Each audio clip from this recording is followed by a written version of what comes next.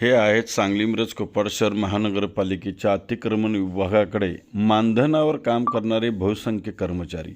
यांच्याकडे कोणतेही ओळखपत्र नाही आहे, यांच्याकडे ड्रेस कोड नाही आहे. वास्तविकरित्या यांना देणं गरजेचं आहे.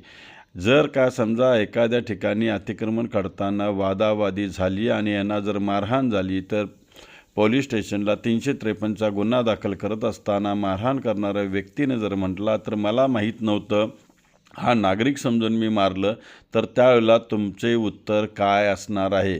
तर मी वरिष्ठांना विनंती करतो की यांना एक विशिष्ट प्रकारचा ड्रेस कोड द्या, यांना विशिष्ट अशी त्यांची जी काही ओळखपत्र आहे ते त्यांना द्या आणि त्यांना या कामगिरी करत असताना त्यांना हात वगैरे धुण्यासाठी नॅपकिन अथवा त्यांना जो काय धुलाई भत्ता आहे तो द्या, अशी मी तुम्हाला विनंती करतो. आणि यांचा जीव धोक्यात निष्कारण घालू नका. यांना पूर्णपणे आधी त्यांचे ओळखपत्र वगैरे द्या, अन्यथा जर का घटना घडली तर त्यावेळेला उत्तर नसणार आहे.